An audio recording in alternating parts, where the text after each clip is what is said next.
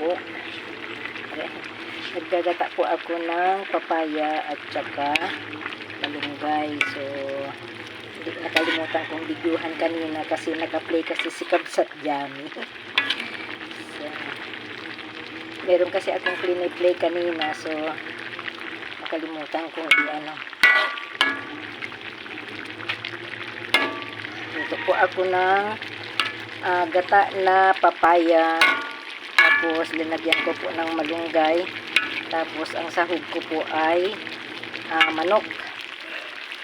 So, ano ko lang po, lutuin ko lamang po yung malunggay para para masarap kasi ang ginamit ko po na nagata yung yung pan na po, yung nasa ito nasa sachet na ay nasa pack kasi wala man po tayong kudkuran, wala man po tayong pang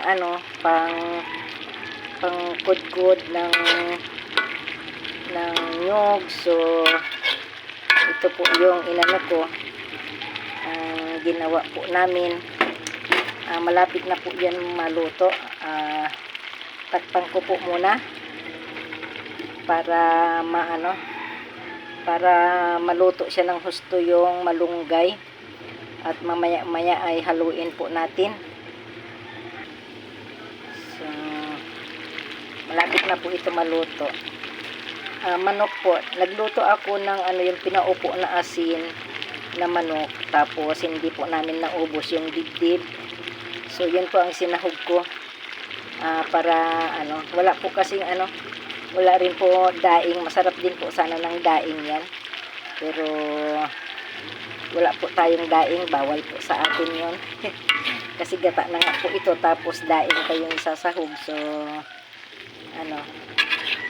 tapos habang nagluluto po ay nagpapaikot po ako para para ng trabaho. Hindi ko ginamit yung aking automatic kasi puro t-shirt lang at saka pantalon yan. So ito po para hindi po maano yung trabaho ko, habang nagluluto ay nagpapaikot. Magaan lang na lamang po ako mamaya. So masarap na po yan kasi kumpleto naman po yan. Medyo paluto-luto ko pa ng konti kasi mas masarap yung papaya ay ma-over ng konti kasi yung asawa ko gusto niya yung ma-over yung tikman ko po muna.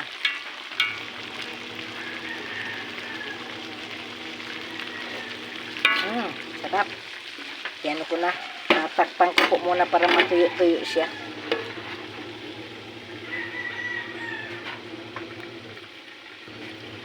Okay, tignan ko na. Mauna na po. So, dinagyan ko naman na po yan ng magic sarap. Medyo patuyuin lang po natin ng konti para masarap po siya. Dinagyan ko rin po ng ng malunggay para meron po siyang lasa. Parang parang nagtinula kasi. Dito mo yung sahog ko, yung pinaupo na asin kahapon. Nagluto ako ng pinaupo na manok, tapos hindi po naubos yung yung dibdib. Ang naubos po yung likod, yung pakpak, yung hita. So yung dibdib hindi po naubos. So iyan po ang sinahog ko diyan sa gatang papaya kasi meron po akong papaya na na dalawa na maliliit. So yun po ang inano ko para hindi naman po puro karne lang yung yung aming inuulam. Parehas na po kaming kwan.